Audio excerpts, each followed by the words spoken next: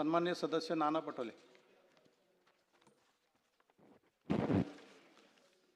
अध्यक्ष महाराज, महाराष्ट्र विधानसभा नियम 293 अन्वये मी प्रस्ताव मांडतो। अध्यक्ष महाराज, राज्यातील सार्वजनिक आरोग्य विभागात 2026 पासून मोफत उपचार सेवा बंद होऊन केस पेपर व शस्त्रक्रियेसाठी शुल्क आकारणी सुरू झाल्याने गरीब रुग्णाचे हाल होत असणे, त्यातच औषधाचा विशेषतः प्रतिजैविक आणि मनोरुग्णाच्या गोळ्यांचा जवळपास 1 ते 1.5 वर्षापासून असलेला तुटवडा चिंतेचा विषय असणे, 1400हून अधिक डॉक्टरांची रिक्त पदे आणि भूलतज्ञांचा अभावामुळे ग्रामीण भागातील गर्भवती महिलांना शेजारी राज्यातील उपचार जावे लागत असणे, अनेक ग्रामीण रुग्णालयाची गळती छते,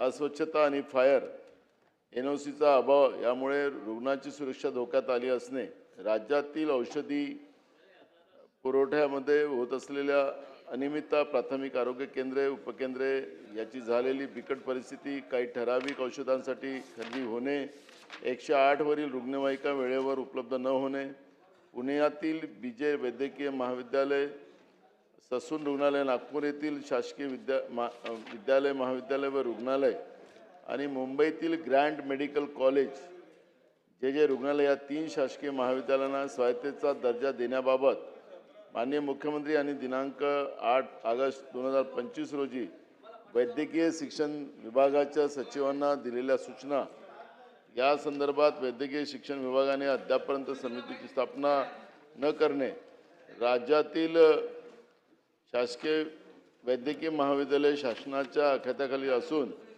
विद्यार्थ्यांच्या परीक्षा घेणे व पदवी देण्याची जबाबदारी महाराष्ट्र आरोग्य विद्यापीठ नाशिक यांच्याकडे असणे, स्वायत्ता दिल्यास दोन्ही बाबी एकाच यंत्रणेकडे राहणार असणे, फलटण जिल्हा सातारा येथील शासकीय रुग्णालयातील एका महिला डॉक्टरांनी ऑक्टोबर 2025 मध्ये हॉटेलमध्ये गळफास घेऊन केलेली आत्महत्या करण्यापूर्वी महिला डॉक्टरांनी 2 आरोपीची उघड केलेली नावे या संदर्भात SIT आणि न्यायिक चौकशी करण्याचा शासनाने घेतलेला निर्णय, दोन्ही चौकशी त्वरित पूर्ण करून आरोपीस कडक शिक्षा देण्याची आवश्यकता, राज्यात विशेषतः ग्रामीण भागातील महिला वैद्यकीय अधिकाऱ्यांच्या सुरक्षिततेसाठी शासनाने करावयाची उपाययोजना, तसेच राज्यातील रस्त्यांची स्थिती ही दयनीय असणे, ग्रामीण भागातील रस्त्याची निधी अभावी असलेली दुरवस्था, शहरी भागात काँक्रिटीकरणाच्या कामामुळे वाहतूक कोंडी वाढली असून घोडबंदर रस्ता अपघाताचा सापळा बनला असणे, निकृष्ट डांबरीकरण, अवघड वाहतूक आणि विविध विभागामधील समन्वयाअभावी नवीन रस्तेही लवकर खराब होत असणे, यामुळे नागरिकांना मणक्याचे आजार जडत असून इंधन आणि वाहनाच्या दुरुस्तीवर मोठा खर्च होत असणे, मुंबई पुणे एक्सप्रेस वेवर 30 तास वाहतूक ठप्प होणे, अन्न पाण्याविना नागरिकांचे अतोनात हाल होणे, राज्यातील शासकीय व स्थानिक स्वराज्य संस्थांच्या शाळांमध्ये मोठ्या प्रमाणावर शिक्षकांची पदं रिक्त असल्याने अध्यापन कार्यावर परिणाम होत असणे, शासनाने कंत्राटी पद्धतीने शिक्षक भरती पुन्हा सुरू करण्याचा निर्णय घेणे, याला शिक्षक संघटना व विविध संघटनांकडून तीव्र विरोध होत असणे, कंत्राटी भरतीमुळे शिक्षकांना नोकरीची हमी, वेतनातील समता व सेवास्थैर्य मिळत नसणे, त्यामुळे राज्यातील विद्यार्थ्यांना गुणवत्तापूर्ण शिक्षण मिळत नसणे, गुणवत्तापूर्ण शिक्षण विद्यार्थ्यांना मिळण्यासाठी कंत्राटी पद्धतीने शिक्षकाची नियुक्ती करण्याऐवजी कायमस्वरूपी पद्धतीने शिक्षकाची नियुक्ती करण्यात यावी, याबाबत शासनाने करावयाची कारवाई व उपाययोजना विचारात घेण्यात यावी, या पद्धतीचा प्रस्ताव आम्ही विरोधी पक्षाच्या वतीने या ठिकाणी मांडलेला आहे।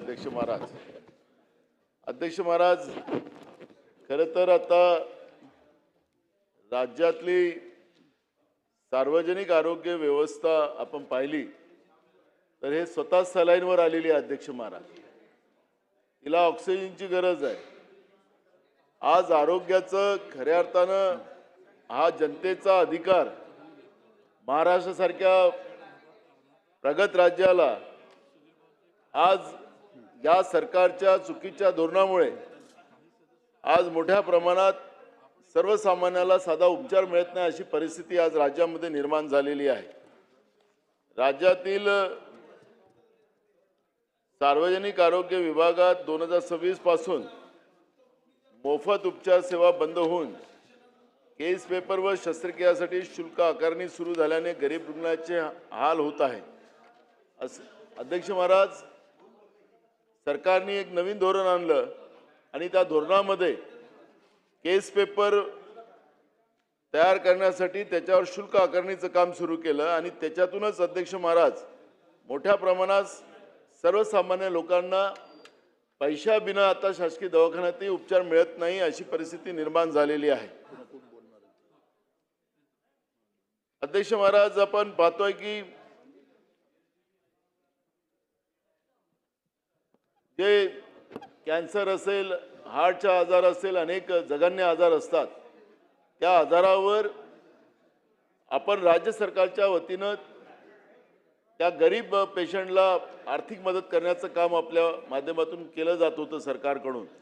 पण अनेक प्रकरणात अध्यक्ष महाराज आज आपण पाहतोय की ऑपरेशन होऊन जातात, पैसे मिळत नाही आणि त्याच्यामुळे त्या लोकांना आपली जमीन विकून किंवा आपलं घरं गहाण ठेवून या पद्धतीनं त्यांना आपला उपचार करावा लागतं आणि ज्याच्याजवळ पैशाची व्यवस्था नसतील तर ते लोकांचा मृत्यू होतो. अशा पद्धतीची परिस्थिती आज आपल्या राज्यामध्ये निर्माण झालेली आहे. अध्यक्ष महाराज, हे सरकार आपल्याला सातत्यानं सांगते की आम्ही जनतेसाठी काम करतोय.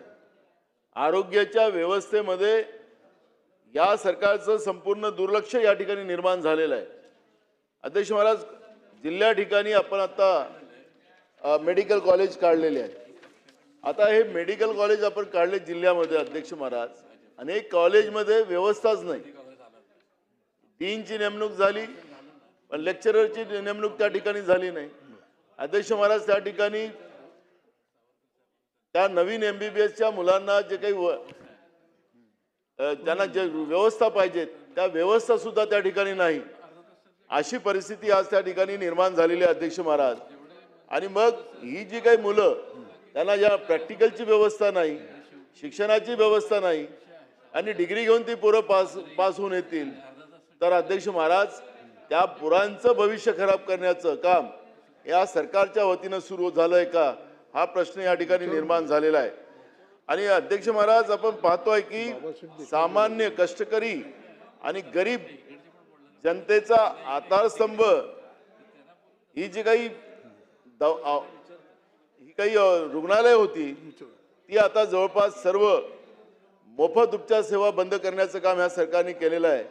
आणि त्याचा परिणाम आज या राज्याच्या कष्टकरी आणि गरीब जनतेला भोगावं लागतंय.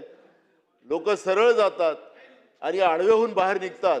अशी परिस्थिती आज आरोग्य व्यवस्थेची या महाराष्ट्रात झालेली आहे. अध्यक्ष महाराज, सर्वांसाठी आरोग्य ही फक्त घोषणा नसून ही शासनाची जबाबदारी आहे. पण आज सरकारने ही जबाबदारी झटकून टाकलेली आहे. अशी परिस्थिती आपण पाहतोय. काय झालं, सचिवांना तिकडे खाली उतरावं लागलं. सचिव तिकडे काय उतरलेत? भोळे साहेब तिकडे उतरले मैदानात. काय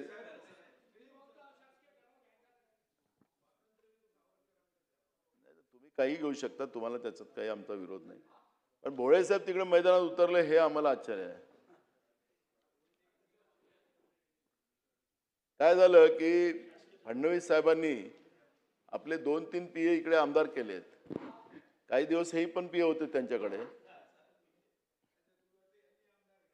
नाही म्हणजे काही तसे काही त्याची नाही माझी नाही सदिच्छा, मी कोण नाही म्हटलं. आता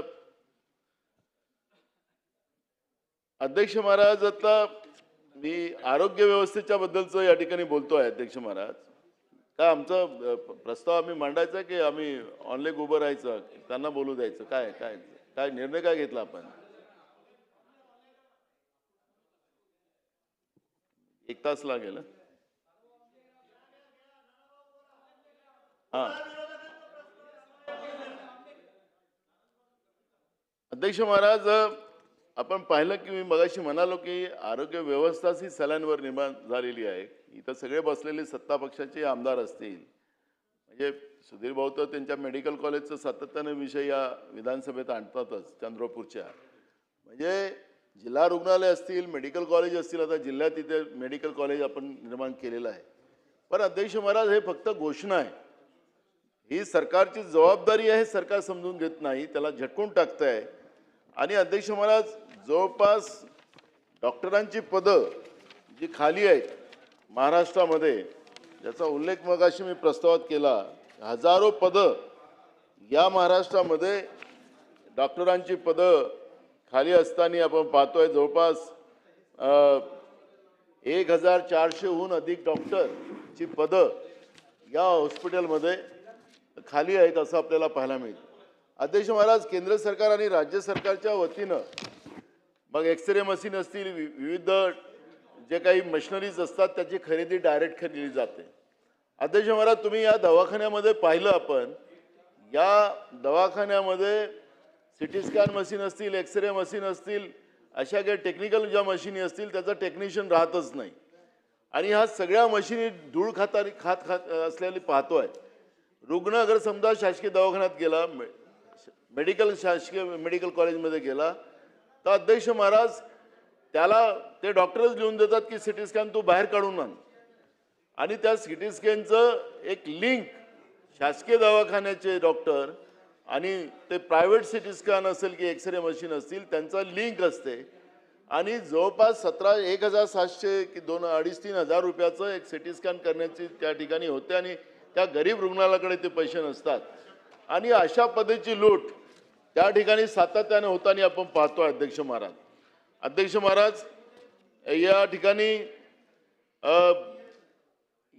ही जी काही जो अधिकार या महाराष्ट्राच्या जनतेचा आरोग्याचा होता, त्या या सरकारने काढायचा निर्णय घेतलाय का, त्याचं उत्तर आम्हाला या ठिकाणी अपेक्षित आहे. अध्यक्ष महाराज, सरकारी रुग्णालय ही नफा कमवण्यासाठी नसतात, ती समाज कल्याणासाठी असतात. मग सरकारने ही आरोग्य सेवा न ठेवता व्यवसाय बनवलेली आहे का, हा प्रश्न या ठिकाणी निर्माण झालेला. अध्यक्ष महाराज, आज एखाद्या गरीब आईला आपल्या मुलाच्या उपचारासाठी पैसे नसतील तर ती काय करणार. एखादा वृद्ध व्यक्तीला शस्त्रक्रियेची गरज असेल, त्याच्याकडे शुल्क भरण्याची ताकद नसेल तर त्यांनी असंच मरावं का, त्याला जगण्याचा अधिकार नाही का, हे सगळे प्रश्न या ठिकाणी निर्माण झालेले. अध्यक्ष महाराज, आपल्याला लक्षात असेल अध्यक्ष महाराज की ही परिस्थिती निर्माण होण्यामागे सरकारची चूक या ठिकाणी आपल्याला लक्षात येते. आर्थिक प्राधान्यक्रमण ठरवण्याची पद्धत कारणीभूत आहे. अध्यक्ष महाराज, आज खऱ्या अर्थानं सबसिडीच्या माध्यमातून सरकारचे जे काही NGO आहेत त्या NGOना जास्त फायदा कसा मिळेल याच्यावर हे सरकार काम करताना आपण पाहतो. पण आरोग्य व्यवस्थेसाठी सरकारजवळ पैसे नसतात असं चित्र आपण पाहतोय. राज्याची तिजोरी यांच्या NGOला लुटून द्यायचं आणि राज्यातल्या गरीब लोकांना ज्या आरोग्याच्या व्यवस्थेचा अधिकार त्यांचा आहे, त्यांचा अधिकार यांना हिसकून घेण्याचं काम हे सरकार करताना आपण पाहतोय. कुठलाही दवाखाना, आता राज्याचे मुख्यमंत्री नागपूरमध्ये राहतात, नागपूरमध्ये 2 आमचे गव्हर्नमेंट कॉलेज आहे, एक मेयो हॉस्पिटल आहे आणि मेडिकल कॉलेज आहे आणि एक मेडिकल कॉलेज आहे. या दोन्हीची परिस्थिती खराब आहे. अध्यक्ष महाराज, मी मगाशी म्हणालो की माणसं सरळ जातात आणि आडवे होऊन बाहेर निघतात, अशी परिस्थिती या दवाखान्यामध्ये आपण पाहतोय. अध्यक्ष महाराज, या ठिकाणी कुठली शस्त्रक्रियाची व्यवस्था नसते, सगळे प्रायव्हेटला लोकांना पाठवतात. राज्यातले जेवढे डॉक्टर ज्या सरकारी दवाखान्यात असतील जे थोडेफार आहेत ते आपलं नर्सिंग होम उघडून बसलेले आहेत आणि या सगळ्या पेशंटला त्या आपल्या नर्सिंग होममध्ये नेऊन तिथून त्याच्याकडून पैसे घेऊन त्याला दुरुस्त करण्याचं काम करतात. पण शासकीय दवाखाने हे नाममात्र असतात आणि या डॉक्टरांना कुठलाही कंट्रोल सरकारचा नाही असं आपल्याला चित्र पाहायला मिळतं. अध्यक्ष महाराज, ही परिस्थिती मी मगाशी सांगितलं की जो काही निधीचं जे काही परिस्थिती आहे त्याला प्राधान्यक्रम या आरोग्य विभागाला दिलं जात नाही, शिक्षण विभागाला दिलं जात नाही आणि त्याच्यामुळे आरोग्य विभागाची परिस्थिती भयावह झालेली आहे, अशी परिस्थिती आपण पाहतोय. अध्यक्ष महाराज, मी विशेषतः प्रतिजैविक आणि मनोरुग्णाच्या उपचारासाठी लागणाऱ्या गोळ्या उपलब्ध त्या सुद्धा नाहीत, अशी परिस्थिती आपल्याला पाहायला मिळते. अध्यक्ष महाराज, हे जे काही मनोरुग्ण असतात याला घरच्या लोकांनी सोडले असतात. गरीब असेल तर त्याची परिस्थिती अजूनच वेगळी असते आणि जेव्हा त्याला त्या हॉस्पिटलमध्ये जातात त्याच्यावर ते उपचार करायच्या गोळ्या तिथं नसतात, तर आपल्याला रस्त्याने पागल फिरणारी आणि मग ते दुसऱ्या कुठल्या व्यक्तीला त्रास देणारी लोक आपण पाहतोय आणि त्याची सगळी जबाबदारी या सरकारची जाते, अशी बाब या ठिकाणी चिंताजनक मी आपल्यासमोर मांडतोय. संसर्गजन्य आजार वाढत असताना प्रतिजैविक नसणे म्हणजे रुग्णांना मृत्यूच्या दारात उभे करणे. अध्यक्ष महाराज, आपण पाहिलं असेल की मोठ्या प्रमाणात आता व्हायरल रोग आता मोठ्या प्रमाणात यायला लागलाय. ताप येणं, सर्दी येणं, खोकला येणं. आता अध्यक्ष महाराज, हे मोठ्या प्रमाणात या पद्धतीचा आजार आणि मग त्याचे परिणाम मोठ्या प्रमाणात शरीरावर होणं. कुठल्या डॉक्टरकडे गेलं तर त्यांनी ते जे औषध दिली त्या औषधीवर त्याचा उलटं त्याला रिॲक्ट होतं आणि त्याच्या माध्यमातून चांगली माणसाची तब्येत खराब करायची व्यवस्था होते. शासकीय दवाखान्यामध्ये औषधी उपलब्ध राहत नाही आणि म्हणून या सगळ्या व्यवस्थेचं त्याचे परिणाम सर्वसामान्य लोकांना भोगावं लागतं, आपल्याला या ठिकाणी पाहायला मिळते. अध्यक्ष महाराज, एक गोष्ट आपल्याला मी या ठिकाणी सांगतो अध्यक्ष महाराज, की नागपूर उच्च न्यायालयाने एका या सगळ्या विषयावर सरकारला स्पष्ट शब्दात फटकारलेलं आहे. न्यायालयाने विचारले, जर सरकारी रुग्णालयामध्ये मूलभूत औषधच उपलब्ध नसतील तर गरिबांनी उपचारासाठी कुठं जावे, हे नागपूर उच्च न्यायालयाने या सरकारला फटकारलं. अध्यक्ष महाराज, हे सरकार ना न्यायालयाचं ऐकत ना उच्च न्यायालयाचं ऐकत, अशा पद्धतीची परिस्थिती आपण पाहायला मिळते. न्यायालयांचा हस्तक्षेप करावा लागतो म्हणजे परिस्थिती किती बिघडलेली आहे याचा अंदाज येतो. या दुर्दैवाने सरकार मात्र अजूनही निष्क्रिय आहे, अशा पद्धतीचं चित्र या ठिकाणी आपल्याला पाहायला मिळत आहे. राज्यात आज मी मगाशी सांगितल्याप्रमाणे 1400 पेक्षा जास्त डॉक्टरांची पदं रिक्त आहेत. अनेक ग्रामीण रुग्णालयामध्ये वैद्यकीय अधिकारी नाहीत, तज्ज्ञ डॉक्टर नाहीत आणि विशेषतः भूलतज्ज्ञ उपलब्ध नाहीत. भूलतज्ज्ञाविषयी शस्त्रक्रिया होऊ शकत नाही, मग प्रसूतीची जटिल प्रकरणे कशी हाताळावी. अध्यक्ष महाराज, डिलिव्हरी अशी असतं अध्यक्ष महाराज की त्या महिलेचा दुसरा जन्म असतो. आज कुठल्याही शासकीय हॉस्पिटलमध्ये जा अध्यक्ष महाराज, मग PSC असो, तालुक्यातलं ग्रामीण रुग्णालय असो, उपजिल्हा रुग्णालय असो, जिल्हा रुग्णालय असो किंवा मेडिकल कॉलेजमध्ये जा अध्यक्ष महाराज, त्या गरोदर महिलांना खाली झोपवलं जातं आणि सरकारजवळ ना बेड असतात, त्या ठिकाणी कुठल्या व्यवस्था नसतात आणि अध्यक्ष महाराज इतकी भयानक परिस्थिती असते अध्यक्ष महाराज, ती अनेक बाळ वेळेवर उपचार नाही झाला तर अनेक बाळ पोटातच आईच्या गर्भातच मरतात आणि त्या पर्यायानं मग आईचा मृत्यू होताना आपण पाहतोय. गरोदर महिलांचा मृत्यू मोठ्या प्रमाणात वाढतोय महाराष्ट्रामध्ये. अध्यक्ष महाराज, काय ही परिस्थिती दुरुस्त हे सरकार करू शकत नाही काय? या सरकारने मी मगाशी म्हणालो त्याप्रमाणे की आरोग्य व्यवस्थेकडे दुर्लक्ष करायचं, लोकांनी जगायचं मरायचं काय करायचं त्यांनी ठरवा, असं या सरकारची भूमिका आहे. सुधीर भाऊ, तुम्ही नेहमी सांगता, मगाशी मी म्हणालो की ते बिना त्या कोणतं बर्फाच्या चाकूनी खून करता, तुमचं जे वाक्य आहे हे तशा पद्धतीने लोकांचा खून करताय. प्रवीण, तुमच्या इथं मेडिकल कॉलेज आणि मेयोची तीच अवस्था आहे. मी तेच सांगतोय, मी राज्याच्या जनतेची भूमिका मांडतोय, मी सरकारवर टीका करतो असं नाही. कुठल्याही सरकारची जबाबदारी जाते की आरोग्य व्यवस्था ही त्या पद्धतीची करायला व्यवस्थित केली पाहिजे. आज PSC डॉक्टर नाही तुमचा ग्रामीण रुग्णालयात ती परिस्थिती आहे, जिल्हा रुग्णालयात ती परिस्थिती आहे, मेडिकल कॉलेज तुम्ही प्रत्येक जिल्ह्यात उघडले, तुम्ही बघा तिथं जाऊन काय अवस्था आहे. हे तुम्ही नवीन विद्यार्थी जे तयार करतात आहात, मेरिट विद्यार्थी आहेत, ते गेलेत बिचारे आपल्या मेरिटवर तिथे ॲडमिशन केलं, पण तिथं त्यांच्या सुविधा नाही.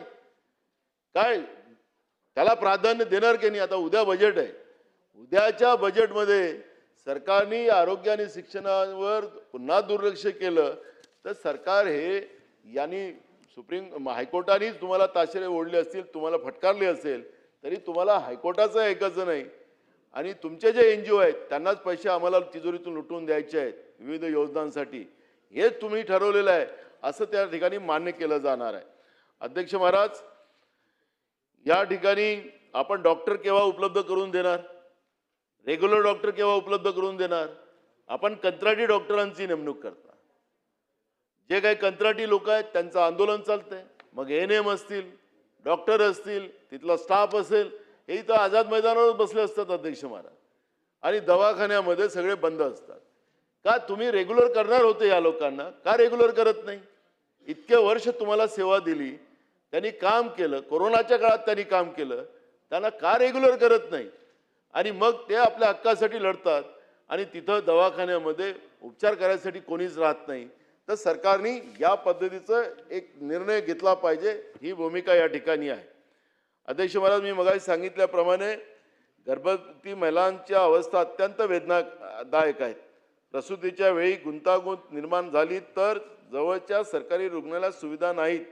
भूलतज्ञ नसल्यामुळे सिझेरियन शस्त्रक्रिया करता येत नाही. परिणामी त्या महिलांना शेजारी राज्यातील उपचार घ्यावा लागतं, अशी परिस्थिती आज आहे. हे जेवढ्या बॉर्डरच्या भागामध्ये अध्यक्ष महाराज ही परिस्थिती आज निर्माण झालेली आहे की महाराष्ट्रासारख्या प्रगत राज्यामध्ये आरोग्य व्यवस्थेचे 3 तेरा वाजलेत. महिलांच्या गरोदर महिलांना सुद्धा आम्ही त्या ठिकाणी त्यांचं बाळंतपण सुखरूप करू शकत नाही, अशी परिस्थिती आज महाराष्ट्रामध्ये निर्माण झालेली आहे अध्यक्ष महाराज. आणि म्हणून आपल्या राज्यातील माता सुरक्षित नसतील तर आपण विकासाच्या कोणत्या गोष्टी सांगणार, हा प्रश्न या ठिकाणी निर्माण झालेला आहे. गर्भवती महिलांच्या वेदनांच्या अवस्थेत 100 ते 150 किलोमीटर प्रवास करावा लागतो. कारण की जसं मी ज्या भागात राहतो अध्यक्ष महाराज, तिथून नागपूर आम्हाला 100 किलोमीटर अंतर, आणि नागपूर आमच्या गावालाहून तिथून यायला 100 किलोमीटर. समजा ह्या प्रसूती वेदना चालू झाल्या असतील आणि त्याचा उपचार होऊ शकला नाही तर त्याला नागपूरला त्या पेशंटला आणावं लागतं, आणि 100 किलोमीटर अंतरावर त्याला मग तिथले डॉक्टर, आणि त्या दिवशी त्या डॉक्टर तिथं नसतील तर झालं, अजून संपलं कार्यक्रम. अशी परिस्थिती त्या ठिकाणी आपल्याला पाहायला मिळते अध्यक्ष महाराज.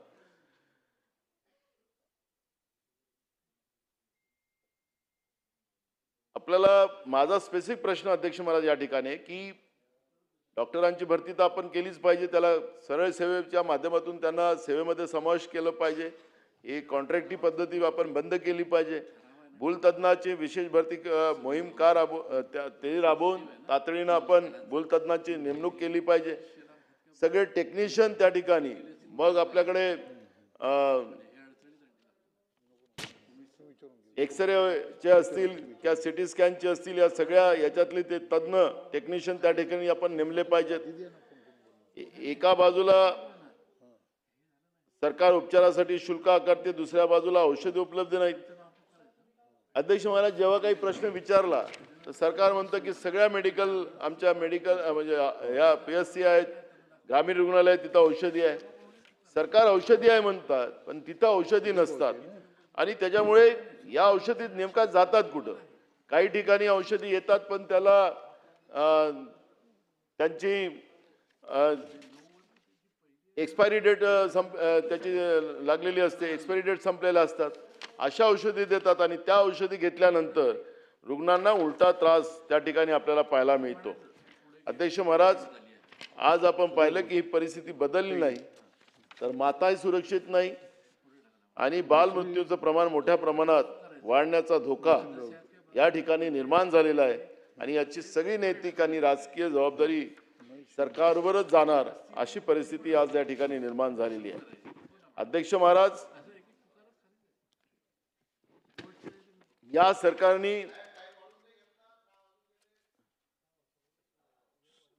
सभागृहाची वेळ वाढवण्यात येत आहे कामकाज संपेपर्यंत.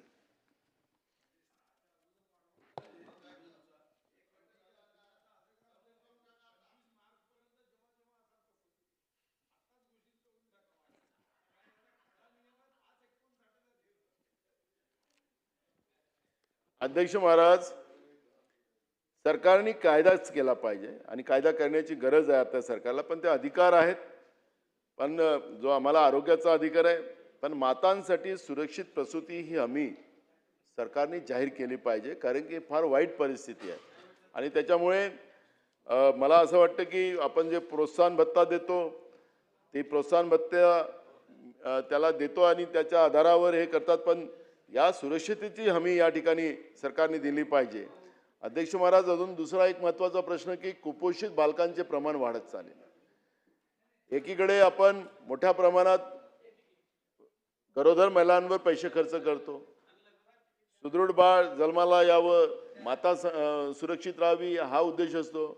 पण मग महाराष्ट्रामध्ये हे सगळं खर्च करत असताना सुद्धा कुपोषित बालकांचं प्रमाण वाढणं आणि गरोदर मातांचं सुद्धा त्या ठिकाणी मृत्यू होणं हे कशाचं कारण आहे? याचाच अर्थ की ज्या NGOच्या माध्यमातून ह्या सगळ्या व्यवस्था पुरवल्या जातात त्या NGO मोठ्या होतात, NGO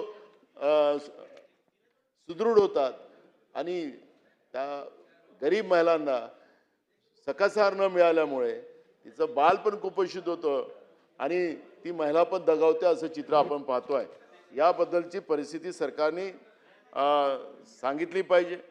अध्यक्ष महाराज, दुसरं महत्त्वाचा प्रश्न, आता अनेक हॉस्पिटलची परिस्थिती इतकी वाईट आहे अध्यक्ष महाराज की ऑपरेशन करतानाच तर नको ते छत पडून जावं अशी परिस्थिती आज अनेक ठिकाणी आहे. छत गळते अध्यक्ष महाराज, पावसाळ्यामध्ये तर वाडामध्ये पाणी साचते अध्यक्ष महाराज, ऑपरेशन थिएटरमध्ये सगळं ओलसरपणा असते, भिंती गळतात त्या ठिकाणी आणि ही परिस्थिती रुग्णाच्या जीवाशी खेळणारी आहे अध्यक्ष महाराज.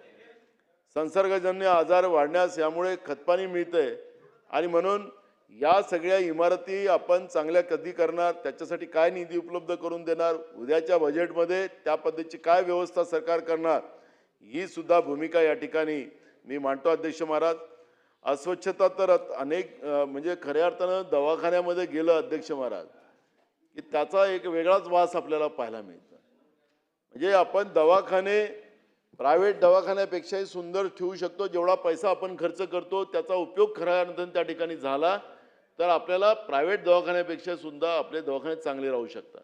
आपण मुंबईचे पाच अध्यक्ष महाराज जे आपले शासकीय दवाखाने आहेत त्याला काही लोक या मुंबई शहरामध्ये काही संस्था आपल्या त्या दवाखान्यांना मदत करते आणि ते एक एक वार्ड त्या ठिकाणी या संस्था ताब्यात घेतात आणि त्या सगळ्या चांगल्या करण्याचं काम करतात. शासनाच्या पैशांनी ते स्वतः संस्था करतात आणि म्हणून त्या खाजगी दवाखान्यापेक्षा सुद्धा इथले हॉस्पिटल आपल्याला काही शासकीय हॉस्पिटल आपल्याला सुंदर पाहायला मिळतात. पण ग्रामीण भागामध्ये अध्यक्ष महाराज आज ह्या हॉस्पिटलची परिस्थिती दयनीय आहे. अस्वच्छता तर अध्यक्ष महाराज इतकी भयानक आहे की त्याच्यामुळे उलटं रोग होणं, कारण आता तिथं कचरा नेणं वगैरे हे जे काही यंत्रणा लागल्या गेलेल्या आहेत अध्यक्ष महाराज, या कोणीच नेत नाही, फक्त कागदावर पैसे घेतात. तिथं जे काही कर्मचारी सप्लाय करणाऱ्या ज्या काही संस्था आहेत त्या सप्लाय करणाऱ्या संस्था कागदावरच सप्लाय करतात, तिथं काही कर्मचारी काम करत नाही अशा पद्धतीचं आहे आणि परस्पर पैसे उचलले जातात. अशा पद्धतीची परिस्थिती त्या ठिकाणी आपल्याला पाहायला मिळते. स्वच्छतागृह तर अध्यक्ष महाराज तिथं कुत्रा पण जाणार नाही अशी परिस्थिती त्या दवाखान्यामध्ये असते आणि म्हणून या सगळ्यांचं प्रॉपर व्यवस्थापन करण्याच्या दृष्टिकोनातून सरकारने योग्य पावलं उचलली पाहिजेत आणि हे सगळी स्वच्छता व्यवस्थित त्या ठिकाणी ठेवण्याचं काम करावं असं आवाहन मी या ठिकाणी करतो. सर्वात धक्कादायक बाब म्हणजे रुग्णालयाकडे अग्निसुरक्षा परवानगी नाही अध्यक्ष महाराज. आता आपण पाहिलं असेल की अनेक खाजगी दवाखान्यामध्ये या अग्निसुरक्षा व्यवस्था नसल्यामुळे आग लागली आणि अनेक पेशंटला त्या ठिकाणी जीव गमवावा लागला असं चित्र आपण पाहिलं. पण आपल्या शासकीय दवाखान्यामध्ये अग्निसुरक्षाच्या व्यवस्था कुठेही तयार नाहीत. म्हणजे फायर NOC त्यांच्याकडे उपलब्ध नाही. आपण एकीकडे खाजगी दवाखान्यांना कायदा सांगतो पण शासकीय दवाखान्यातली परिस्थिती अजून भयानक आहे अध्यक्ष महाराज आणि त्याच्यामुळे या फायर सुरक्षेच्या बद्दलचं सुद्धा सरकारने तातडीनं पावलं उचलली पाहिजेत आणि या शासकीय दवाखान्यामध्ये त्या पद्धतीचं चांगल्या दर्जाची या व्यवस्था उपलब्ध करून देण्याची गरज आहे. देशात आणि राज्यात पूर्वी रुग्णालयामध्ये लागणाऱ्या आगीच्या घटना आणि पाहिल्यात तर त्या दुर्घटनांमधून धडा घेतला गेला पाहिजे पण तो अजूनपर्यंत घेतला गेलेला नाही अशी परिस्थिती आज आहे. अध्यक्ष महोदय, रुग्णालय म्हणजे आशाचे ठिकाण असते पण आज ते भयाचे केंद्र बनत चाललेले आहे. अध्यक्ष महाराज, गरीब माणूस खाजगी रुग्णालयात जाऊ शकत नाही म्हणून सरकारी रुग्णालयात येतो आणि तिथे त्याला असुरक्षित, अस्वच्छ आणि जीर्ण अवस्थेचा सामना करावा लागतो आणि म्हणून मी सरकारला काही प्रश्न या ठिकाणी विचारतो. अध्यक्ष महाराज, राज्यातील सर्व सरकारी रुग्णालयाची रचनात्मक तपासणी केव्हा झाली नसेल तर ते केव्हा करणार, झाली असेल तर त्याचा तपशील आम्हाला त्यांनी द्यावा. किती रुग्णालयाकडे बेद फायर NOC आहे त्याची आम्हाला माहिती दिली पाहिजे. आणि गळकी छते व दुरुस्तीकरिता किती निधी मंजूर आपण करून दिला आणि करून देणार आहात आणि ते सगळे दवाखाने कधी चांगले करणार. ही केवळ प्रशासकीय चूक नाही, हा नागरिकाशी जीवनाशी संबंधित प्रश्न आहे. आणि म्हणून या आरोग्य व्यवस्थेच्या बद्दलचं आम्ही मुद्दामून हा ठराव आणलेला आहे की जे राज्यातल्या आरोग्य व्यवस्था जी बिघडलेली आहे, या सरकारच्या चुकीच्या धोरणामुळे बिघडलेली आहे आणि ते दुरुस्त करावी अशा पद्धतीची भूमिका आम्ही या ठिकाणी मांडलेली आहे. राज्यातील सर्व सरकारी रुग्णालयाचे तात्काळ सुरक्षा ऑडिट करावे. फायर NOC नसलेल्या रुग्णालयामध्ये तातडीने अग्निसुरक्षा उपाययोजना पूर्ण कराव्यात. गळकी छते इमारतीचे दुरुस्ती आणि स्वच्छता व्यवसायासाठी विशेष निधी जाहीर करावा. रुग्ण सुरक्षा ही सर्वोच्च प्राधान्य म्हणून जाहीर करावी. अध्यक्ष महाराज, खरं तर सरकारने जर वेळेत पावले उचलली नाही तर एखादी मोठी दुर्घटना घडल्यावर केवळ चौकशी समित्या नेमून उपयोग होणार नाही. जनतेच्या जीवाशी खेळ करणाऱ्या निष्काळजीपणाला इतिहास माफ करणार नाही. अध्यक्ष महाराज, प्राथमिक आरोग्य केंद्र हे ग्रामीण भागातील जनतेसाठी पहिल्या टप्प्याचे उपचार केंद्र असते. एखादा शेतकरी, मजूर किंवा गरीब कुटुंबातील सदस्य आजारी पडला तर तो सर्वप्रथम प्राथमिक आरोग्य केंद्रात जातो आणि तिथे जर ताप, संसर्ग, रक्तदाब, मधुमेह किंवा लहान मुलांच्या आजारावरील औषधच उपलब्ध नसतील तर त्या केंद्राचा उपयोग काय, अशी मानसिकता लोकांची त्या ठिकाणी होते. अध्यक्ष महाराज, आणि म्हणून मी त्या ठिकाणी मगाशी सांगितल्याप्रमाणे या सगळ्या औषधांचा व्यवस्था, डॉक्टर, सगळ्याची व्यवस्था आपण करून दिली पाहिजेत. आणि ग्रामीण भागातील प्राथमिक आरोग्य केंद्र आधीच डॉक्टरांच्या कमतरतेनं त्रस्त आहे. त्यातच औषधे नसतील तर रुग्णांना खाजगी मेडिकलमधून महागडी औषधे विकत घ्यावी लागतात. गरीब माणूस कर्ज काढून औषधी घेतो, पण हा प्रकार शासनाच्या अपयशाचे द्योतक आहे असं मी म्हणेल. अध्यक्ष महाराज, त्याचप्रमाणे ग्रामीण रस्त्यासाठी आवश्यक निधी वेळेवर उपलब्ध होत नाही. मंजूर कामं झालेली आहेत ते रखडलेली आहे. जवळपास 80,000 कोटी रुपयाचे पेमेंट अजून मागच्या कामाचे या सरकारने दिले नाही. सरकारने एकदा जाहीर करावं, आपला दिवाळा जाहीर करून टाकावा. अध्यक्ष महाराज, आज ग्रामीण भागातल्या रस्त्यांची परिस्थिती इतकी भयावह आहे की रस्तेच नाही. अध्यक्ष महाराज, गड्ड्यांचं साम्राज्य झालेलं आहे आणि त्याच्यामुळे सरकारने पहिल्यांदा मी पाहतोय, आता सुधीर मुनगंटीवार आमचे सिनियर आहेत इथे या सभागृहातले, पण त्यांच्यानंतर आम्ही या विधानसभेत आलो. जवळपास आम्हालाही 25-30 वर्ष झाली या सभागृहात. पण 4 बजेट म्हणजे 4 अधिवेशन यांचे या सरकारचे झालेत. नागपूरचं पहिलं, इथले 2 आणि पुन्हा नागपूरचं. पहिल्यांदा असं घडलं या महाराष्ट्रामध्ये की बांधकाम विभागाला 1 पैसा सुद्धा बजेटमध्ये मिळाला नाही. हे पहिल्यांदा झालं. अध्यक्ष महाराज, कधी असं नाही पाहिलं आम्ही की राज्य सरकारने बांधकाम विभागाचं बजेटचं पुस्तक म्हणजे त्या बजेटला बांधकामाचं विभागाचे पुस्तकच नाही, त्याला पान पण नाही लावलं. हे पहिल्यांदा या महाराष्ट्रात झालं. 80,000 कोटी रुपयाचं कॉन्ट्रॅक्टरचे बिल यांनी दिले नाहीत. अध्यक्ष महाराज, आणि मग अध्यक्ष महाराज, आज ग्रामीण भागाच्या रस्त्याची परिस्थिती किती भयानक असेल याचं आपल्याला दयनीय, आपणही ग्रामीण भागातून येत असाल अध्यक्ष महाराज, पण मी तुम्हाला सांगतो की भयावह परिस्थिती आहे. उद्याच्या बजेटमध्ये ग्रामीण भागाच्या रस्त्यांसाठी सरकार पैसे देणार का? मग ग्रामीण रस्ते असतील, ODR असतील, हे सगळे रस्ते जे आहेत या सगळ्यांना, आणि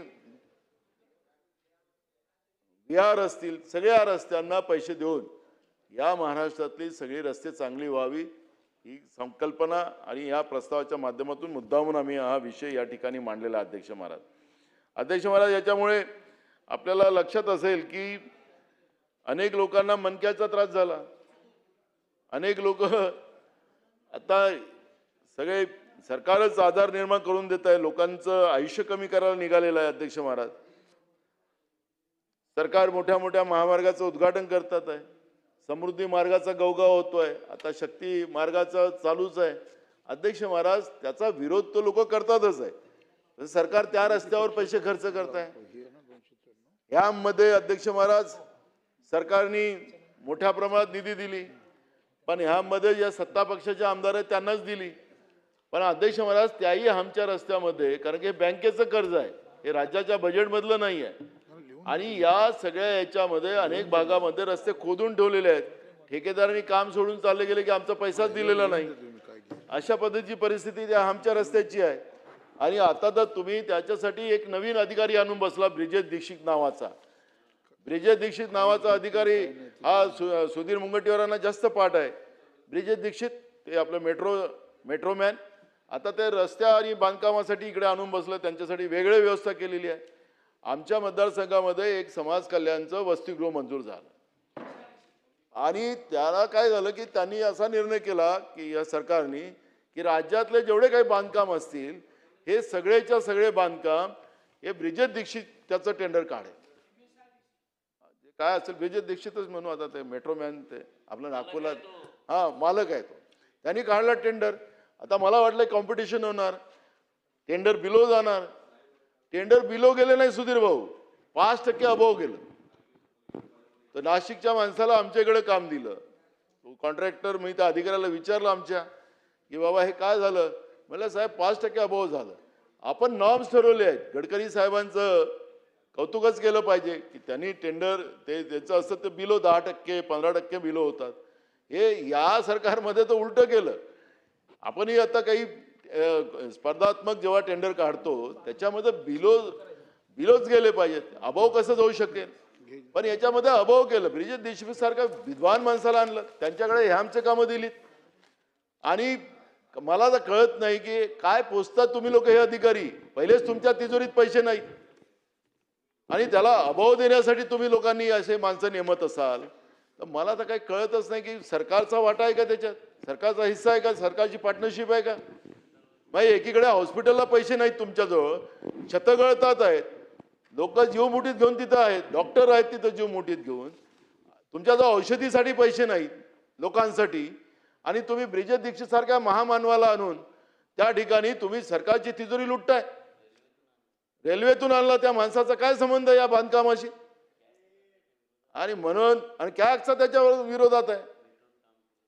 म्हणून मला असं कळतं की सरकारच भ्रष्टाचार व्यवस्था निर्माण करताय का, असा मला त्याच्यातून अंदाज येतो. अध्यक्ष महाराज, मी मुद्दाम ब्रिजेश दीक्षितचा विषय आणणार नव्हतो, पण सरकार हे पैसे देत नाही अनेक ठिकाणी म्हणून मला आणावं लागला.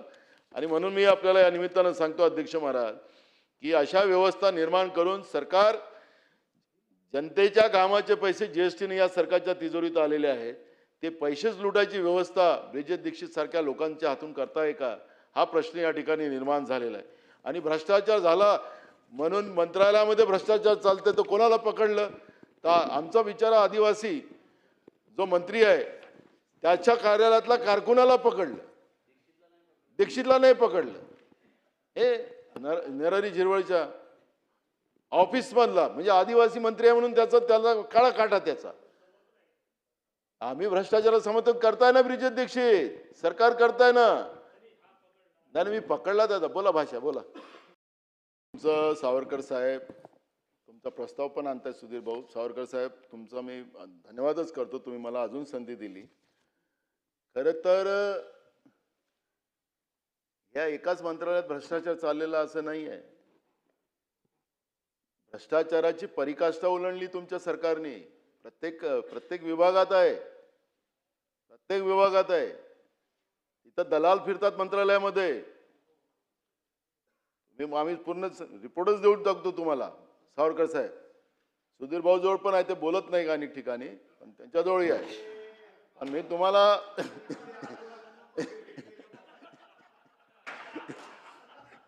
काय एकच नाही आहे, मी त्याचा धन्यवाद करतो पकडला त्याचा, पण एकच नाही आहे, पूर्ण मंत्रालयच आहे सडलेलं भ्रष्टाचाराने. तेच तुम्हाला सांगतोय. या आदिवासी आज आमच्या जो दोघांजवळ आम्ही योग्य वेळी काढणार आहोत.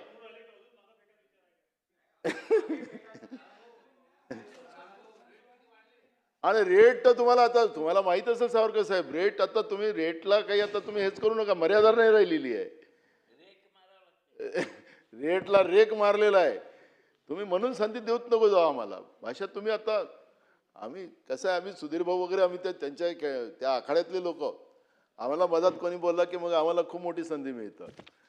म्हणून या सरकारमध्ये मंत्रालयामध्येच भ्रष्टाचाराचं आणि त्याचे परिणाम काय झालेत, त्याचे सावरकर साहेब त्याचे परिणाम असे झाले की तुम्ही पंचायत समितीच्या ऑफिसला जा, तुम्ही तहसील ऑफिसला जा, तुम्ही इलेक्ट्रिक ऑफिसला जा, तुम्ही कुठल्याही ऑफिसला जा. आता ग्रामीण भागात तुमचा शहरी मतदारसंघ आहे, तुमच्या महानगरपालिकेत जा, तुम्ही कुठल्याही ऑफिसमध्ये जा, महानगरपालिका ऑफिसमध्ये जा, सध्या रेटच ठरलेला आहे. रेट ठरलेला आहे तुमचा, कोणाचा 2%, कोणाचा 5%, कोणाचा 10% असा रेट ठरलेला आहे. आणि इमानदारीनं पैसे घेतात आहेत इमानदारीनं. आणि म्हणून मी यांच्याकडे बोट याच्यासाठी दाखवलं की हे एकट्यालाच का पकडता.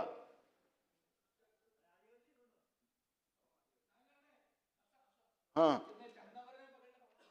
कोणाला पकडलं? अहो, नाव तर त्यांचं आज आलं पेपरला कारकुनापेक्षा जास्त. हा, तर म्हणून म्हणजे भ्रष्टाचाराचं कळस गाठलं तुम्ही लोकांनी, हे मला या ठिकाणी सांगायचं आहे. पण एकीकडे लोकांसाठी, गरिबांसाठी औषधीला पैसे नाही तुमच्याकडे. म्हणून ब्रिजेश दीक्षितचं तुम्हाला एक छोटं कारण सांगितलं, अजून मला खूप सांगता येईल ब्रिजेश दीक्षितची कहाणी, ते आता नाही सांगायचं आपल्याला, थांबतो त्याच्यात. आणि आता पुढे ह्यामध्ये त्यांनी गडबड केलं का मग मी सोडणार नाही. मग त्याला काय,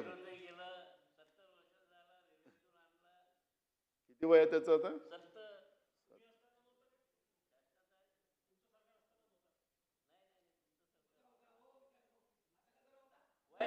तुम्हाला आता उत्पत्ती झाली काय विकास भाऊ? ब्रिजेश दीक्षितची उत्पत्ती आता झाली काय? नानाभाऊ तर अध्यक्ष होते, द्यायला होते तिथून निर्देश सरकारला. तेव्हा तुमचं सरकार असताना 2.5 वर्ष नव्हते काय? ते वय तर झालं होतं ना, वय तर झालं होतं ना, की वय कॅगच्या हिशोबानं थांबते आणि वाढते. हो सावरकर साहेब, आमचे अर्धे लोक म्हणजे 75% आम्हीच मंत्रिमंडळात होतो. आता इकडचे तिकडे, तिकडच्या इकडे बघ ना, तुम्ही राहिले तिकडेच्या तिकडेच, तुम्ही तिकडेच राहिले. 75% लोक जे इकडे मंत्रिमंडळात होते आमच्या बरोबर, ते तुमच्या बरोबर आलेत. आणि 25% मध्ये तुम्ही राहिलात. तुम्ही काही केला तरी सावरकर साहेब तिकडेच आहे, तुम्ही तिकडेच आहात. काही केला तरी तुम्ही तिकडेच आहात. आता 75% लोक ते आमच्या बरोबर होते, ते तुमच्याकडे आलेत. त्याच्यामुळे आता, अरे हो बाबा, मला तुम्ही शुद्ध व्हावं असं मला अपेक्षित होतं. तुम्ही अशुद्ध झाला. ते बिचारे सुधीर मुनगंटीवार सारखे विद्वान माणसाला, इतक्या सिनियर माणसाला बाजूला फेकून दिलं तुम्ही लोकांनी, बाजूला फेकून टाकलं. पण हे काय बरोबर नाही, मी तर कधी येत नाही. मला इकडची खुर्ची द्यायचं म्हटलं तर अजिबात येणार नाही, रेकॉर्डवर ठेवतो, हे अजिबात येणार नाही. मला, मी जवळून पाहिलेलं आहे तिथं 2.5 वर्ष दिल्लीमध्ये. मी 2.5 वर्ष तिथं होतो, त्याच्यात मी जवळून पाहिलेलं आहे. तुमचे जे नेते आहेत त्या नेत्यांना मी जवळून पाहिलेलं आहे. त्याच्यावर मला चर्चा करायची नाही आहे, पण मी कधी पण येणार नाही, तुम्हाला सांगतो. मी आपल्या इकडे सुखी आहो. तिरंगा अध्यक्ष महाराज असो. आता अध्यक्ष महाराज, मी काय करतो, मला थोडे डिस्टर्ब करतात आहेत. मला त्यांच्या सगळे अर्धा तास वगैरे आहेत, त्याच्यामुळे ते डिस्टर्ब करतात आहेत. मी ऑनलाईन राहतो, लगेच तो मग आरामात बोलू. मी असं करा, म्हणजे ते मला डिस्टर्ब करतात. बोला ना, मी बोलतो मग, मला काय, मला भरपूर वेळ आहे. चला अध्यक्ष महाराज, उद्या सकाळी बोलू. चला अध्यक्ष महाराज, आता एक आपल्याला पाहिलं असतं अध्यक्ष महाराज की महाराष्ट्रामध्ये जे काही रस्त्यांच्या बाबतची मी चर्चा करत होतो, तर आज राज्यामध्ये रस्त्यांचं फक्त हे तुम्हाला हायवेचे रस्ते, त्या हायवेच्या रस्त्यापर्यंत तुमचं बरोबर आहे अध्यक्ष महाराज. त्याच्यातही काय अध्यक्ष महाराज, त्याच्यातही हायवेचे नियम आहे की जे रस्ते खराब असतील तर तो टोल वसूल करू शकत नाही. पण महाराष्ट्रामध्ये टोल माफिया सुद्धा एक मोठा तयार झाला. मुंबईपासून तर महाराष्ट्रामध्ये टोल माफिया पण आहे. म्हणजे हे रस्ते आपल्याला थोडे चांगले दिसतात, पण याच्यात टोल माफिया तयार झालेले आहेत. अध्यक्ष महाराज, आता या सगळ्या ग्रामीण भागातल्या रस्त्यांच्या खराब झाल्यामुळे आज अध्यक्ष महाराज त्या ठिकाणी आपण मग शाळेत जाणारी मुलं असतील, अनेक ठिकाणी बसेस बंद केले रस्ते चांगले नसल्यामुळे. त्याच्यामुळे मुलांचं मुलींचं शिक्षणाचे नुकसान झालं अध्यक्ष महाराज. आरोग्य व्यवस्थेला जाण्याची व्यवस्था असेल तर ती पण खोळंबली अध्यक्ष महाराज. शेतमालाची वाहतूक करायची असेल तर त्याच्यातही नुकसान झालेलं अध्यक्ष महाराज. तुम्हाला ते खास खडगे असल्यामुळे मोठ्या प्रमाणात शरीराचे मणके असतील ते पण त्याच्यामध्ये त्याचं नुकसान झालेलं अध्यक्ष महाराज. अनेक आजारापासून त्याच्यामध्ये लोकांना जावं लागतं आहे. आणि या निमित्तानं हा सगळ्या व्यवस्थेचं या रस्त्याशी नातं आहे. अध्यक्ष महाराज, ह्या रस्त्यांना आता पैसे देणार का सरकार? तुम्ही 4 अधिवेशनामध्ये एकही पैसे दिले नाही. आता आपण पैसे देणार आहेत का?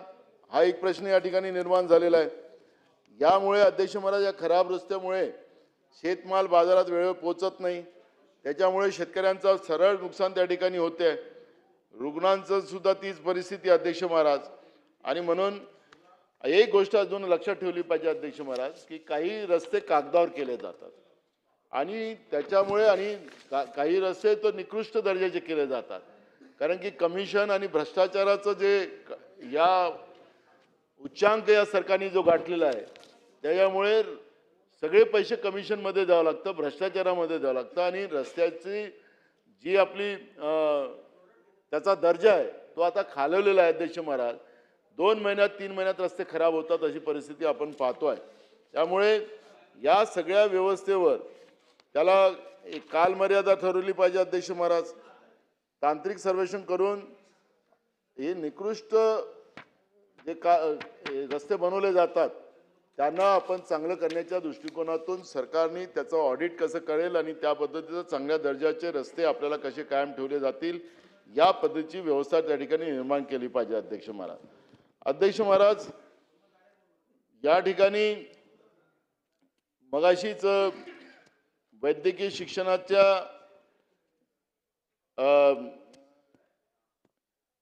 आपण पाहिलं की अध्यक्ष महाराज की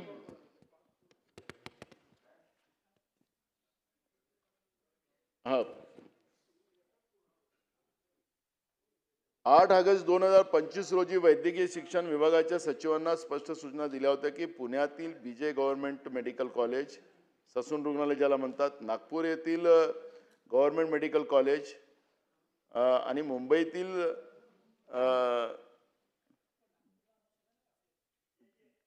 जे मेडिकल कॉलेज अशा अत्यंत प्रतिष्ठित आणि ऐतिहासिक शासकीय वैद्यकीय महाविद्यालयांना स्वायत्तेचा दर्जा देण्याबाबत आवश्यक कारवाई करावी अशा पद्धतीचं माननीय मुख्यमंत्र्यांनी सूचना दिलेल्या होत्या. हे तिन्ही संस्था केवळ महाराष्ट्रातीलच नव्हे तर देशातील वैद्यकीय शिक्षणाचे मानबिंदू आहे. हजारो विद्यार्थ्यांचे भविष्य, लाखो रुग्णांची सेवा आणि संशोधनाच्या संधी या संस्थांशी निगडित आहेत. परंतु अत्यंत दुर्दैवाची बाब म्हणजे माननीय मुख्यमंत्री यांनी दिलेल्या स्पष्ट सूचनांनंतरही आजपर्यंत वैद्यकीय शिक्षण विभागाने या संदर्भात समितीची स्थापना केली नाही. 7 महिने उलटूनही गेली तरी कोणीतरी ठोस पावले उचलली गेली नाहीत. म्हणजे अध्यक्ष महाराज, आता मुख्यमंत्र्यांनी सूचना देऊन सुद्धा म्हणजे इथं तर सचिवांची आता परिस्थिती काय, म्हणजे इथलं प्रशासकीय व्यवस्था काय झालेली आहे त्याचा अंदाज याच्यातून लागतोय अध्यक्ष महाराज. मुख्यमंत्र्यांनी स्वतः सूचना देऊन सुद्धा सचिवांनी त्या पद्धतीची कुठली समिती तयार केली नाही आणि याला जो दर्जा द्यायचा होता तो अजूनपर्यंत मिळालेला नाही अध्यक्ष महाराज. फक्त घोषणा ही ठरलेली आहे आणि म्हणून मुख्यमंत्री स्वतः सूचना देऊनही त्या अंमलात का आणल्या जात नाही हा एक प्रश्न या निर्माण झालेला आहे. वैद्यकीय शिक्षण विभाग इतका निष्क्रिय का आहे तो एक प्रश्न निर्माण झालेला आहे. अध्यक्ष महाराज, या सरकारमध्ये एक गोष्ट पाहायला मिळतं, हे 3 तोंडाचं सरकार आहे अध्यक्ष महाराज.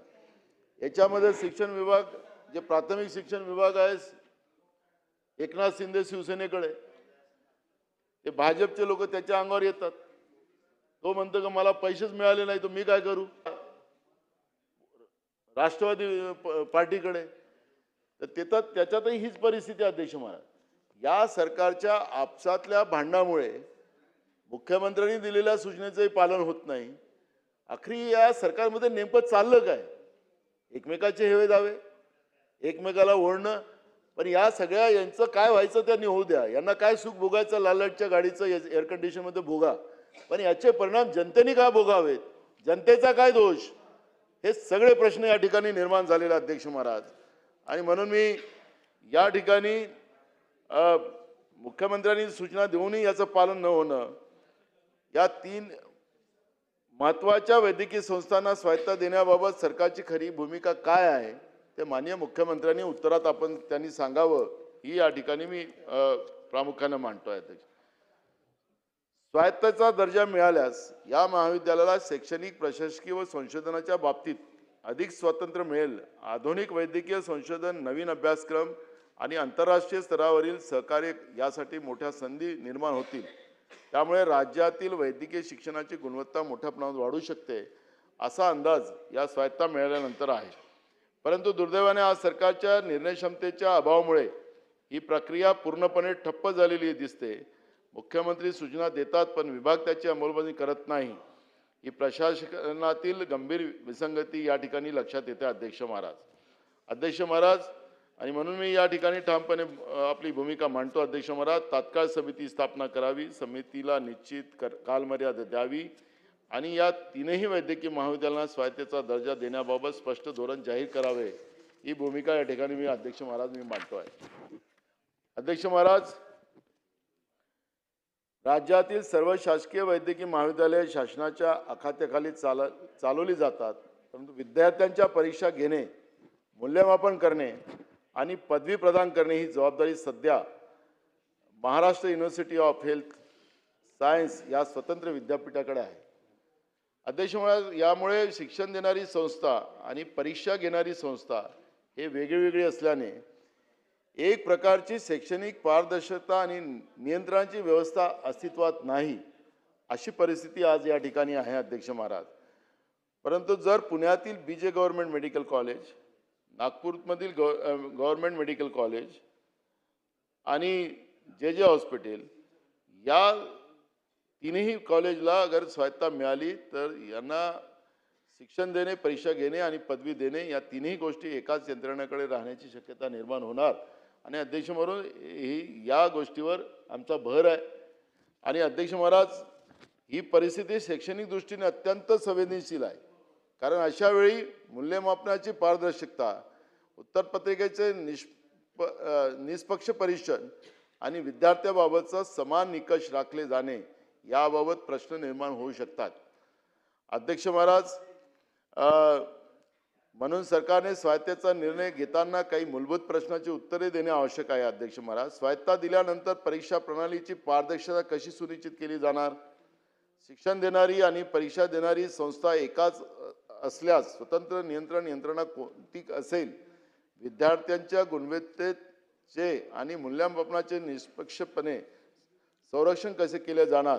या 3 मुद्द्याचं उत्तर सरकारने या ठिकाणी दिलं पाहिजे. या सर्व बाबीचा सखोल विचार केल्याशिवाय स्वायत्तेचा निर्णय घाईघाईत घेणे योग्य ठरणार नाही. विद्यार्थ्याचे भविष्य आणि राज्यातील वैद्यकीय शिक्षणाची गुणवत्ता याचा प्रश्न असल्याने सरकारने स्पष्ट धोरण आणि मजबूत नियंत्रण यंत्रणा जाहीर करावी. सातारा जिल्ह्यातील फलटण येथील शासकीय रुग्णालयात कार्यरत असलेल्या एका महिला डॉक्टरांनी ऑक्टोबर 2025 मध्ये एका हॉटेलमध्ये गळफास घेऊन आत्महत्या केल्याची अत्यंत दुर्दैवी घटना घडली. ही घटना संपूर्ण राज्यासाठी धक्कादायक होती. अध्यक्ष महाराज, ही तरुण विद्यार्थी आई वडिलांनी मेहनत करून या मुलीला डॉक्टर केलं. अध्यक्ष महाराज, आणि या निमित्तानं आमच्या घराचे दिवस बदलतील, आमची पोरगी एक मोठी डॉक्टर होईल. पण अध्यक्ष महाराज, फलटणमध्ये जी काही घटना झाली त्याचं सरकारने खरं तर विदाऊट चौकशी करा. आणि मुख्यमंत्री, तुम्हाला कधी कधी मुख्यमंत्र्याचं मला नवल वाटतं अध्यक्ष महाराज, पोलिसांची चौकशी होत नाही, कोर्टातला कुठला निर्णय येत नाही, पण डायरेक्ट मुख्यमंत्री ते निर्दोष आहे अशा पद्धतीनं जाहीर करतात. अध्यक्ष महाराज, म्हणजे न्यायव्यवस्थेचं काम आमचे मुख्यमंत्री करतात काय, हा प्रश्न या ठिकाणी निर्माण झालेला आहे.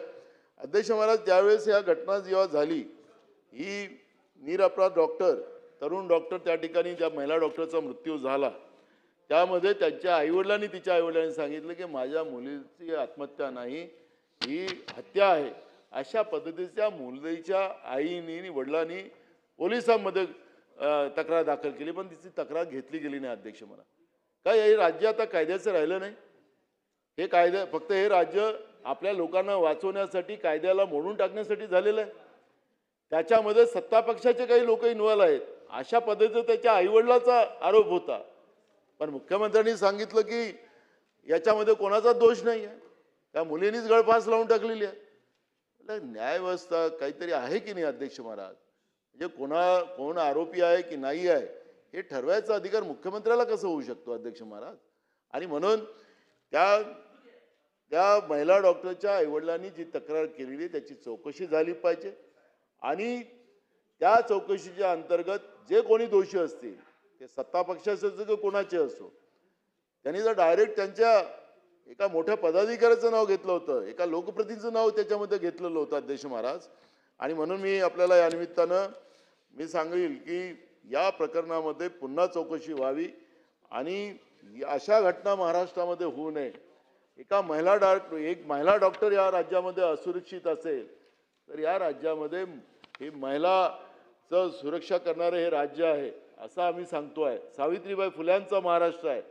या सावित्रीबाई फुल्यांच्या महाराष्ट्रामध्ये एक तरुण महिला डॉक्टर सुरक्षित नसेल आणि सरकार तिची हत्या करणाऱ्या गुन्हेगाराला पाठीशी घालत असेल तर अध्यक्ष महाराज या राज्यामध्ये महिला सुरक्षित नाही असाच त्याचा अर्थ निघेल.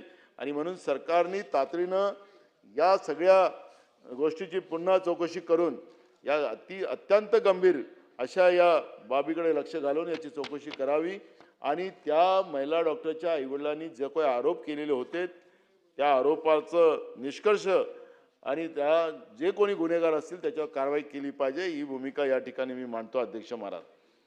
आज राज्यातील अनेक डॉक्टर, विशेषतः महिला डॉक्टर तणावपूर्ण वातावरणात काम करत आहे अध्यक्ष महाराज. आज महिला डॉक्टरांना तर डॉक्टरही आता ज्या हॉस्पिटल्स असतील, शासकीय हॉस्पिटल असतील, तिथं डॉक्टर असोसिएशनच आहे. हमले होतात अध्यक्ष महाराज त्या डॉक्टरांवर, वकिलांवर हमले होतात महाराष्ट्रामध्ये अध्यक्ष महाराज. म्हणजे आता ना वकील सुरक्षित आहे ना डॉक्टर सुरक्षित आहे.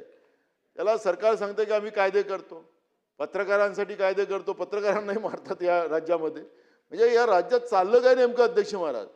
आणि म्हणून राज्यात या सगळ्या गंभीर बाबीकडे लक्ष घालता या प्रकरणाच्या गांभीर्याचं दखल घेऊन शासनाने विशेष तपास पथक तसेच न्यायिक चौकशी करण्याचा निर्णय घेतला पाहिजे. परंतु केवळ चौकशी करणे हे पुरेसे नाही, त्या चौकशी वेळेत आणि पारदर्शक पद्धतीने पूर्ण होणे अत्यावश्यक आहे अध्यक्ष महाराज. आणि म्हणून या डॉक्टरांच्या ही जी महिला डॉक्टरची जी आत्महत्या करून दाखवलेलं आहे पण त्याच्या आईवडिलांनी जी हत्या आहे म्हणून सांगितलेली आहे त्याची चौकशी केली पाहिजे. आज राज्यातील या सगळ्या त्याच्यामुळे सगळ्या डॉक्टरांमध्ये असुरक्षिततेची भावना निर्माण झालेली आहे अध्यक्ष महाराज. आणि मला वाटतं की सरकार या सगळ्या गोष्टीची दखल घेईल अध्यक्ष महाराज. तर सरकारला माझी या ठिकाणी मी भूमिका मांडतो की या प्रकरणातील SIT आणि न्यायिक चौकशी निश्चित कालमर्यादित पूर्ण करावी. आत्महत्येपूर्वी महिला डॉक्टरांनी ज्यांची नावे घेतली त्या सर्वांची निष्पक्ष चौकशी करावी. दोषी आढळलेल्या व्यक्तीवर कठोर कायदेशीर कारवाई करावी, त्यांना कडक शिक्षा द्यावी. राज्यातील महिला डॉक्टरांच्या सुरक्षेसाठी स्वतंत्र व प्रभावी यंत्रणा उभी करावी, ही मागणी मी या निमित्ताने या ठिकाणी करतोय. एका डॉक्टराने आपले संपूर्ण आयुष्य समाजाच्या आरोग्यासाठी समर्पित केले असते. अशा व्यक्तीला जर अन्याय, मानसिक छळ आणि दबावामुळे आपले जीवन संपवावे लागत असेल तर ती केवळ एक व्यक्तिगत घटना नसून संपूर्ण व्यवस्थेच्या अपयशाची घंटा आहे. म्हणून या प्रकरणात सत्य बाहेर येणे आणि दोषींना कठोर शिक्षा होणे हे अत्यंत आवश्यक आहे, ही मागणी या निमित्तानं मी या ठिकाणी करतो अध्यक्ष महाराज. आता रुग्णालयाच्या बाबत प्रत्येक ग्रामीण रुग्णालय, प्राथमिक आरोग्य केंद्र आणि उपजिल्हा रुग्णालय 24 तास प्रशिक्षित सुरक्षा रक्षकाची नियुक्ती करावी. अध्यक्ष महाराज, त्या ठिकाणी प्रशिक्षित सुरक्षा रक्षकाची नियुक्ती नाही आहे, कोण्या कॉन्ट्रॅक्टरची माणसं आहेत आणि त्या कॉन्ट्रॅक्टरची माणसं तिथं काम करतात की नाही करत. रुग्णालय परिसरात CCTV कॅमेरे, प्रवेश नियंत्रण प्रणाली आणि आपत्कालीन अलार्म व्यवस्था बसवावी. रात्रीच्या वेळी डॉक्टर काम करत असताना अतिरिक्त सुरक्षा उपलब्ध करावी, ही मागणी या निमित्तानं मी करतो अध्यक्ष महाराज. सुरक्षित निवास व्यवस्था. आता आपण पाहतोय अध्यक्ष महाराज की महाराष्ट्रामध्ये जे काही हॉस्पिटल्स आहेत त्याला डॉक्टरांचे क्वार्टर्स त्या ठिकाणी नाही आणि त्याच्यामुळे डॉक्टरांच्या सुरक्षेचाही प्रश्न त्या ठिकाणी निर्माण झालेला आहे. आणि म्हणून ग्रामीण भागात कार्यरत महिला डॉक्टरांसाठी रुग्णालयाजवळ सुरक्षित सरकारी निवास उपलब्ध करून द्यावेत. निवासस्थानी सुरक्षा रक्षक, CCTV आणि योग्य प्रकाश व्यवस्था असावी. आपत्कालीन हेल्पलाईन व तात्काळ प्रतिसाद. महिला डॉक्टरांसाठी विशेष हेल्पलाईन किंवा ACOs प्रणाली सुरू करावी. स्थानिक पोलिसांशी समन्वय ठेवून त्वरित प्रतिसाद देणारी यंत्रणा तयार करावी, ही मागणी या ठिकाणी करतोय अध्यक्ष महाराज. कायदेशीर संरक्षण कडक करणे. डॉक्टरांवर हल्ला, धमकी किंवा छळ करणाऱ्या विरुद्ध कडक फौजदारी कारवाई करण्यासाठी विशेष तरतुदीची प्रभावी अंमलबजावणी करावी. आरोग्य संस्थांमध्ये हिंसाचार करण्याविरोधात जलद गतीचे न्यायालयीन प्रक्रिया सुनिश्चित करावी. तक्रार निवारण यंत्रणा. महिला डॉक्टरांसाठी गोपनीय तक्रार नोंदवण्याची स्वतंत्र यंत्रणा उभी करावी. जिल्हा स्तरावर महिला सुरक्षा समिती स्थापन करून तक्रारीचे त्वरित निवारण करावे. अध्यक्ष महाराज,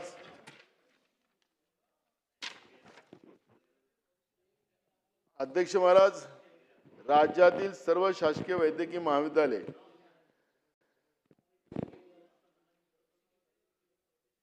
या शासनाच्या अखत्यारीखाली चालवले जातात, परंतु विद्यार्थ्यांच्या परीक्षा घेणे, मूल्यमापन करणे व जबाबदारी. अध्यक्ष महाराज, या निमित्तानं मी जे काही भूमिका या ठिकाणी मांडली अध्यक्ष महाराज, आमचा जो विरोधी पक्षाचा जो ठराव होता त्यामध्ये खूप सारे मुद्दे होते अध्यक्ष महाराज, पण सरकारने जे काही मी आरोग्य, शिक्षण, रस्ते आणि राज्याच्या कायदा व्यवस्थेबद्दल आणि जे काही भ्रष्टाचार या सरकारमध्ये मोठ्या प्रमाणात फोफावलेला आहे खालपर्यंत ते मंत्रालयापर्यंत, या सगळ्या गोष्टीची सुधारणा करावी अशा पद्धतीची भूमिका मी या ठिकाणी मांडतो. अध्यक्ष महाराज, आपण मला वेळ दिली त्याबद्दल धन्यवाद.